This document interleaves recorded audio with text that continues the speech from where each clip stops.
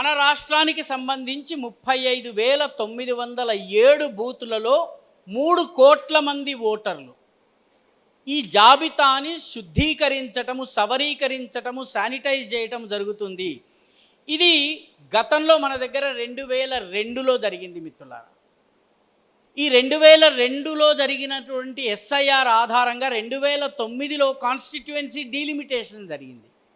జనాభా లెక్కల 1971 ఓటర్ల లిస్ట్ ఆధారంగా మన నియోజకవర్గాల పునర్విభజన జరిగింది. చిన్న ఉదాహరణ ఇస్తాను. ఇక్కడ చాలామంది రాజకీయాలతో సంబంధం ఉన్నవాళ్ళు ఉన్నారు కాబట్టి, మలక్పేట్ ఒకప్పుడు జాతీయవాద శక్తుల కంచుకోట. మలక్పేట్ నియోజకవర్గానికి 2009 కాన్స్టిట్యుయెన్సీ డీలిమిటేషన్లో ఏం జరిగిందో తెలుసునండి. మలక్పేట్లో ఉన్నటువంటి ఎల్బీ నగర్ ప్రాంతముకి మరికొన్ని ప్రాంతాలు కలిపి దాన్ని వేరే అసెంబ్లీ కాన్స్టిట్యుయెన్సీ చేశారు. దానిని తీసుకెళ్ళి చేవెళ్ళ లోక్సభ సీట్లో కలిపారు. క్షమించాలి, మల్కాజ్గిరి, మేడ్చల్ మల్కాజ్గిరిలో కలిపారు. సరూర్ నగర్ ప్రాంతానికి చెందినటువంటి బూతులన్నీ కలిపి మహేశ్వరం నియోజకవర్గంలో కలిపారు. మహేశ్వరం నియోజకవర్గాన్ని చేవెళ్లలో కలిపారు. మలక్పేట్లో యాకుత్పురాకి చెందినటువంటి కొన్ని ఏరియాలను కలిపి యాకుత్పురా యొక్క జనాభా స్వరూప స్వభావాల్ని మార్చేశారు. యాకుత్పురా అంటే మలక్పేటను తీసుకొచ్చి హైదరాబాద్ లోకసభలో కలిపేశారు. పర్యవసానంగా మలక్పేట్ చేవెళ్ళకి వెళ్ళింది, మేడ్చల్ మల్కాజ్గిరికి వెళ్ళింది, హైదరాబాదులో ఉంది, కొన్ని ప్రాంతాలు ఇంకొక కాన్స్టిట్యున్సీలో కలిసినాయి. కాబట్టి ఈ రకమైనటువంటి జెరిమాండరింగ్ గతంలో ప్రభుత్వాలు చేసినాయి. మలక్పేటలో ఈరోజు జాతీయవాద శక్తులు గెలిచే పరిస్థితి లేదు. మలక్పేటకు చెందిన వాళ్ళు ఎవరన్నా ఉంటే మలక్పేట నియోజకవర్గాన్ని ఆనుకున్న హిందూ మెజారిటీ లక్ష్మీనగర్ని మలక్పేట నియోజకవర్గంలో కలపలేదు. హిందూ మెజారిటీ ఏరియాని కలపలేదు. కలిపిన ఏరియాలన్నీ యాకుత్పురాలోంచి కలిపారు.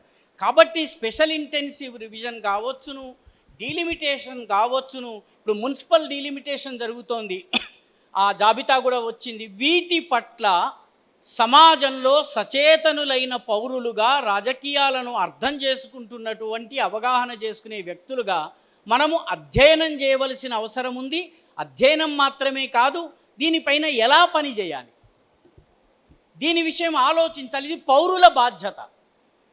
ఎన్నికల సంఘము స్పష్టంగా ఒక 2 అంచెల వ్యవస్థను ఏర్పాటు చేసింది. మొట్టమొదటిది బూత్ లెవెల్లో పనిచేసే బూత్ లెవెల్ ఆఫీసర్ని నిర్ధారించింది. అతను ప్రభుత్వ అధికారి.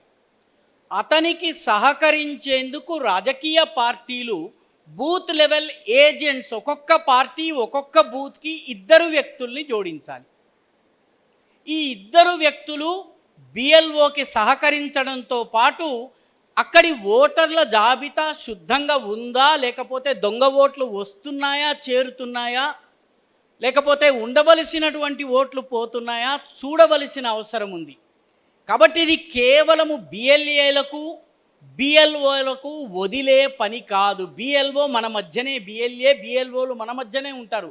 Booth level agent, booth level officer, వాళ్లకు ఆ స్థానికంగా ఉన్నటువంటి కాలనీల్లో ఉండేటటువంటి మనము సహకరించాల్సిన అవసరం ఉంది. ముఖ్యంగా పత్రాన్ని నింపేటటువంటి సమయంలో 2002 ఓటర్ల జాబితాని తెలంగాణ కోసము బేస్ పోల్గా గుర్తించారు.